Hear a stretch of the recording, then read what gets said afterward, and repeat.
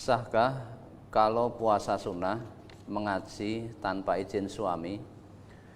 Karena saya tidak pernah membebani sang suami, baik ongkos biaya ataupun pakaian yang saya butuhkan sama sekali tidak pernah minta. Dikarenakan suami belum mau mengaji. Mohon doanya, mudah-mudahan suami saya mendapat hidayah. Kalau dalam Islam seorang istri itu mau puasa sunnah, mau pergi kemanapun, memang tuntunannya harus izin suami. Kalau istri mau puasa sunnah, izin suami. Kalau suami tidak mengizinkan, ya istri jangan puasa sunnah. Kalau istri mau pergi ngaji, harus izin suami. Kalau suaminya tidak mengizinkan, maka ditanya kenapa ngaji untuk mentadaburi agama, mentadaburi Quran Sunnah kok tidak diizinkan? Tidak diizinkannya kenapa? Bisa jadi karena melihat istrinya sedang sakit, sehingga kalau menempuh perjalanan dikhawatirkan sakitnya akan semakin bertambah parah.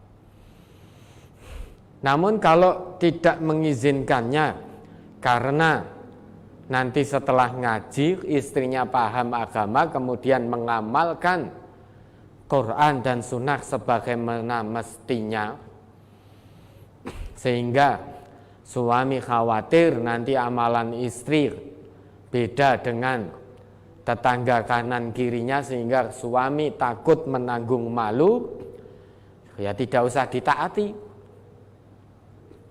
Karena Nabi bersabda, la ta'ata li makhluqin fi maksiatillah, innamat ta'ah fil ma'ruf. Tidak ada ketaatan terhadap makhluk dalam bermaksiat kepada Allah. Yang namanya taat itu hanya dalam hal-hal yang ma'ruf. Lah tadi izin ngaji, datang ke majelis ilmu untuk mentadaburi Quran Sunnah itu perkara yang ma'ruf. Perintah agama, perintah Allah, perintah Rasulullah. Nabi kita bahkan bersabda, idza marartum bi riyadil jannah farta'u. Qalu wa ma riyadul jannah? Qala hilaqud dzikr. Jika kamu melintas di taman-taman surga dunia ini, maka merumputlah. Para sahabat bertanya, apa itu taman-taman surga dunia? Nabi menjawab, hilaqud dzikr, kajian-kajian yang mana dalam kajian itu bisa mendekatkan kita kepada Allah, mengingatkan kita kepada Allah. Ya, tentu kajian Al-Quran dan kajian Sunnah, karena agama itu ya Quran ya Sunnah, karena dua hal itu yang diwariskan Nabi kepada kita. Kalau berpegang teguh kepada keduanya, dijamin oleh Nabi lan tadilu, ya, kalian tidak akan sesat selama-lamanya. Nah ini izin datang ke tempat kajian, suami tidak mengizinkan karena khawatir takut nanti istri jadi paham agama. Kalau sudah paham, nah khawatir nanti amalannya kebetulan tidak sama dengan tetangga kanan kirinya. Kalau tidak sama, suami takut menanggung malu, maka tidak diizinkan. Kalau itu yang terjadi, ini berarti suami menghalang-halangi istri untuk paham agama. Kalau paham saja tidak, bagaimana mengamalkan? Maka tidak perlu taat. Nah ini jangan dipelintir loh ya, lu MTA ngajari bojone ben ora taat suaminya, bukan begitu. Karena Nabi sendiri juga ngendika, tidak ada ketaatan dalam kemaksiatan, tidak ada ketaatan terhadap makhluk dalam kemaksiatan siapapun makhluknya, meskipun bapak-bapakmu, anak-anakmu, atau saudara-saudaramu atau keluargamu, Kalau menghalang-halangimu dari jalan Allah, maka kata Allah, qul la tajidu qauman yu'minuna billahi wal yaumil akhir yuwaduna man hadallaha wa rasulahu walau kanu aba'ahum au abna'ahum au ikhwanahum au ashiratahum ulaika kataba fi qulubihimul imana wa ayyadahum biruhim min. Coba diingat kembali Al-Mujadilah, Quran surah 58 ayat 22 itu. Surat Al-Mujadilah nomor surat 58 ayat 22. La tajidu qauman yu'minuna billahi wal yaumil akhir yuwadduna man haddallaha wa rasulahu walau kanu aba'ahum aw abna'ahum aw ikhwanahum aw ashiratahum ulaika kataba fi qulubihimul imana wa ayyadahum biruhim min wa yudkhiluhum jannatin tajri min tahtihal anharu khalidina fiha radhiyallahu anhum wa radu an ulaika hizbullah ala inna hizballahi humul muflihun. Kamu tidak akan mendapati sesuatu kaum yang beriman kepada Allah dan hari akhirat, saling berkasih sayang dengan orang-orang yang menentang Allah dan Rasul-Nya, sekalipun orang-orang itu bapak-bapak, atau anak-anak, atau saudara-saudara, ataupun keluarga mereka.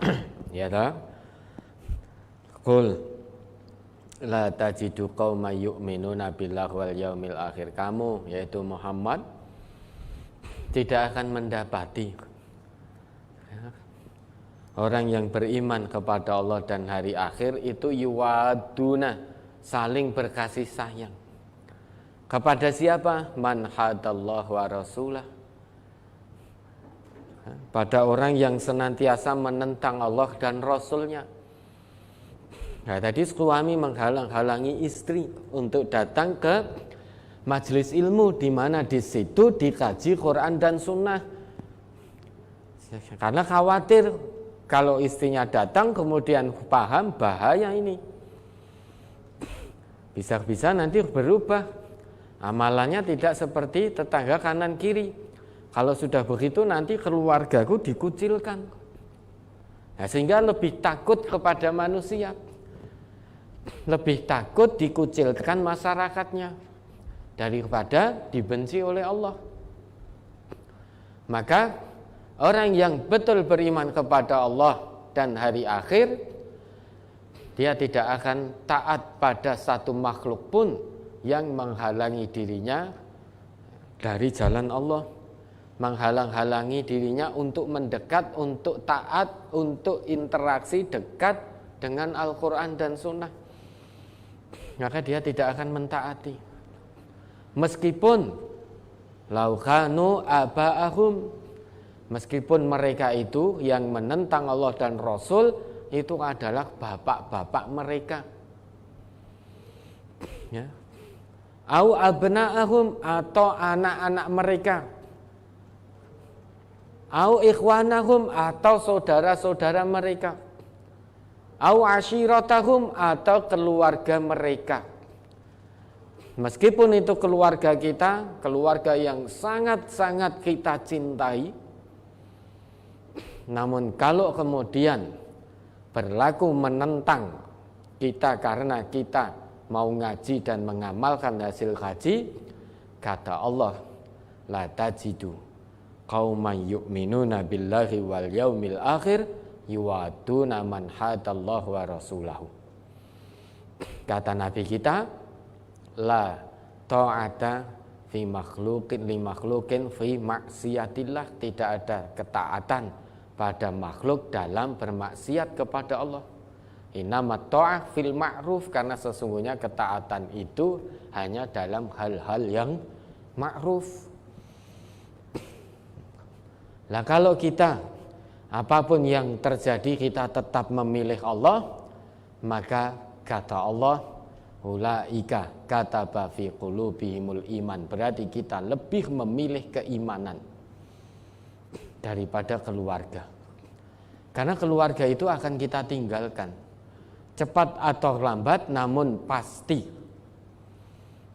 keluarga akan kita tinggalkan, atau kita akan ditinggalkan oleh keluarga. Dengan apa? Bisa sebab yang paling pasti dengan sebab kematian. Saat kita mati, kita akan tinggalkan bapak kita, anak kita, istri kita, saudara kita, keluarga kita. Atau ketika kita masih hidup, kita akan ditinggalkan oleh bapak ibu kita, anak-anak kita, saudara-saudara kita, keluarga besar kita. Artinya mau atau tidak mau, manusia itu pasti satu saat nanti akan terpisah atau dipisahkan dari keluarganya. Maka kalau bisa, mari kita sama-sama qu anfusakum wa ahlikum naro, sama-sama di dunia dipersaudarakan oleh Allah sebagai satu keluarga yang ada hubungan nasab.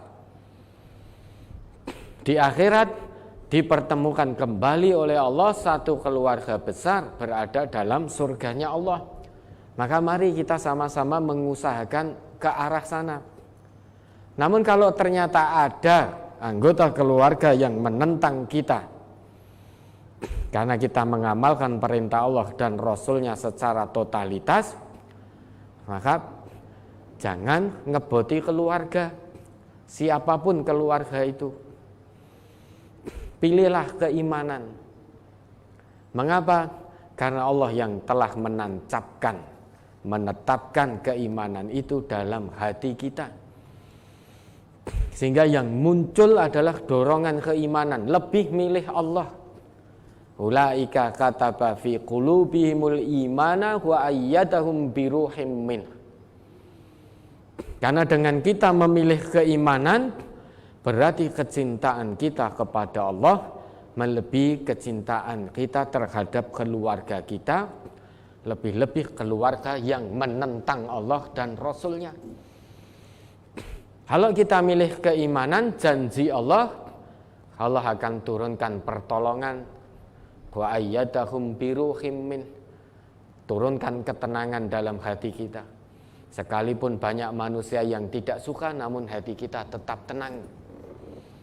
Karena kita tidak sedang mengejar kecintaan semua manusia, namun yang sedang kita usahakan, yang sedang kita raih adalah kecintaan dari Allah. Sia-sia muspro kalau mengejar kecintaan semua manusia, niscaya tidak akan terwujud. Selamanya sampai hari kiamat akan ada manusia yang cinta dan akan ada manusia yang tidak cinta. Manusia yang cinta pada panjenengan itu tidak butuh penjelasan siapa panjenengan. Panjenengan menjelaskan atau tidak, kalau dia sudah cinta, dia tetap akan cinta. Orang yang sudah tidak cinta, sekalipun panjenengan menjelaskan siapa sebetulnya panjenengan sampai berbuih-buih, berbusa-busa, niscaya mereka juga tetap tidak akan cinta.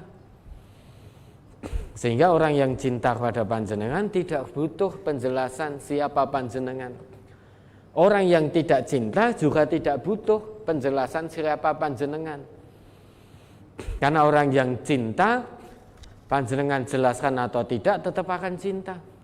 Orang yang tidak cinta, panjenengan jelaskan sampai lisannya berbuih, lisan panjenengan berbuih, berbusa, mereka tetap tidak akan cinta. Akan terus mencari-cari kesalahannya. Karena memang tidak cinta. Maka ada nasihat bijak. Ada nasihat bijak. Ridhon nas ghayatun la tudrak. Yang namanya keridhaan seluruh manusia, kecintaan manusia, itu adalah tujuan ghayatun la tudrak, tujuan yang mustahil tercapai. Waridallah ghayatun la tutrak. Adapun keridhaan Allah, kecintaan Allah terhadap hambanya itu adalah tujuan yang tidak mungkin bisa ditinggalkan. Fa'adrik mala yutrak. Maka kejarlah, usahakanlah, raihlah apa-apa yang tidak bisa ditinggalkan, yaitu kecintaan, keridhaan Allah. Pilihlah keimanan. Watruk mala yudrak. Dan tinggalkan apa-apa yang mustahil diraih. Berusaha meraih kecintaan semua manusia itu mustahil, maka tidak perlu diambil pusing. Apa kata manusia, selama kita berada dalam koridor agama, berada dalam ketetapan Allah dan Rasulullah, sudah apapun kata manusia tidak perlu direken, tidak perlu digubris, selama kita berada dalam koridor, dalam ketetapan Allah dan ketetapan Rasulullah. Namun jika kita menyimpang, siapapun yang meluruskan kita, kita harus bersyukur, kita taslim, rujuk, kembali ke jalan Allah, kembali ke jalan Rasulullah. Nah, kita pilih keimanan. Karena dengan keimanan Allah akan turunkan pertolongan, hati kita dibuat tenang, pendirian kita diteguhkan oleh Allah. Dan pada akhirnya nanti wa yudkhiluhum jannatin tajri min tahtihal anhar khalidina fiha. Allah akan memasukkan orang-orang yang lebih mencintai Allah, lebih memilih keimanan daripada yang lain. Allah akan masukkan ke dalam surga, yang mana di bawahnya mengalir sungai-sungai dan kekal di dalamnya, dalam kenikmatan surga yang tanpa batas, abadi selama-lamanya. Mala ainun ra'at wala udhunun sami'at wala khatara ala qalbi bashar. Kenikmatan yang tidak pernah terlihat oleh mata manusia ketika di dunia. Kenikmatan surgawi yang tidak pernah didengar oleh telinga manusia ketika di dunia. Bahkan kenikmatan surgawi itu tidak pernah terlintas dalam benak manusia. Kita bayangkan, mikirkan itu tidak gaduh, tidak bisa, karena memang luar biasa kenikmatan surgawi. Nah, maka monggo pilih mana. Nah, orang yang memilih keimanan, ulaika hizbullah, mereka itulah golongan Allah. Ala inna hizballahi humul muflihun. Ingatlah, sesungguhnya golongan Allah itulah golongan yang beruntung. Ala inna hizballahi humul muflihun, bukan humul faizun. Sama-sama kalau diterjemahkan juga sama-sama beruntung. Namun apakah sama muflih dan faiz? Tentu beda. Ya, tentu beda. Nah, ini penjelasannya nanti dalam bab khusus, pertemuan khusus Ustaz ya, karena ini akan panjang. Ya, nah ini